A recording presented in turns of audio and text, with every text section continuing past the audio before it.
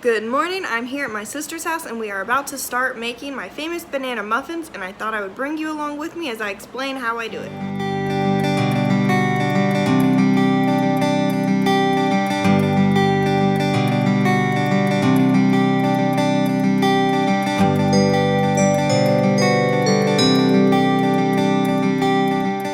Quickly go through the ingredients. We have our brown bananas that have been frozen in the freezer and now they have thawed overnight in the refrigerator in this bowl.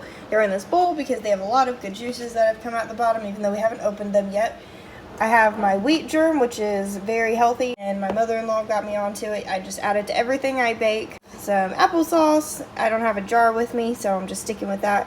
I have some nutmeg, vanilla extract. I put these two in everything I bake because they are my favorite seasonings. I have some baking powder, baking soda, flour, brown sugar, extra nuts I'm going to throw in here, some oatmeal I'm going to throw in here, shredded wheat. These muffins are a catch-all. They're great for when you have bananas that have gotten old, and then you just take whatever you have around, throw them in there, and then you have a healthy breakfast for the rest of the week. Now we're going to preheat the oven to 350. Bananas, I'm going to do that first. I'm going to have some egg replacement flaxseed meal, and my sister's going to show me how to do that. I'm really excited because the flaxseed is really healthy and I think it'll really help these muffins. Done setting, so I'm going to add all of the liquids. I'm going to add applesauce. I'm going to add some vanilla extract, just a little bit. I don't bother measuring, I like a lot in there anyways. A little bit of nutmeg. Now I'm going to add a little bit of allspice because I like the way it tastes. You can add whatever combination of seasonings you want. You can use cinnamon, you can add peanut butter powder, this really is a blank slate for you to add whatever kind of seasonings you want to it. Mix that all up before I add dry stuff. I'm going to just start throwing dry ingredients in, starting with half of a teaspoon of baking soda and baking powder. My other ingredients, I just kind of throw in what I think looks good, and if it looks too wet, I might throw in some more wheat germ or flour to dry it up later. Whatever kind of oatmeal you want. Sometimes I put it in a food processor first to make it smaller with the cereal. Leftover cereal.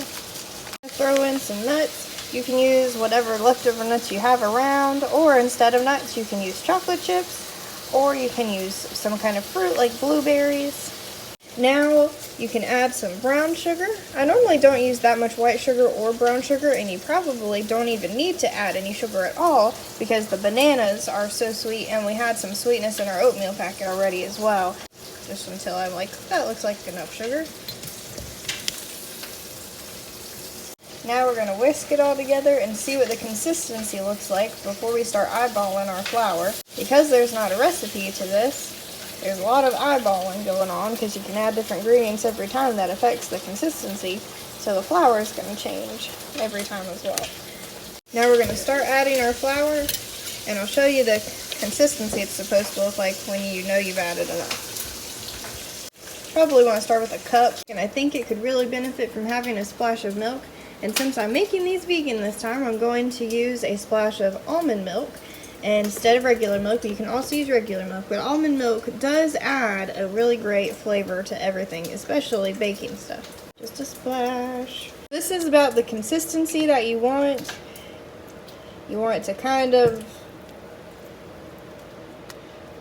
be not too thick, not too thin, but because the base is bananas, it's only going to be so thin.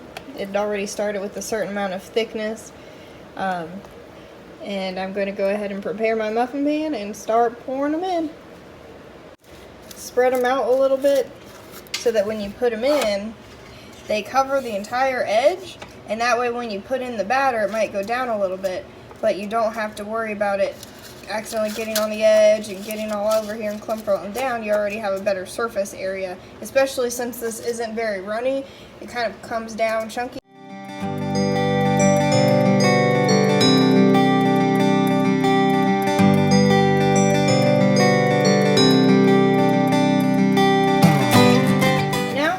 Batter in the muffin pans, and I always like to use these liners because it makes cleanup so much easier, but that's the only reason. So I'm going to show you how to make an optional crumble on top that my husband is obsessed with. And this crumble is also flexible with how you make it. Now I add brown sugar. I went ahead and put some cinnamon in here. Most of the crumble is just brown sugar. I'm gonna add a tiny bit of flour. Blend it all together. And after you put on your crumble, put them in the oven on 350 on the middle rack for 15 minutes to half an hour, depending on your consistency, how many you have, and the type of oven. Waiting for your muffins to bake, go ahead and do your dishes.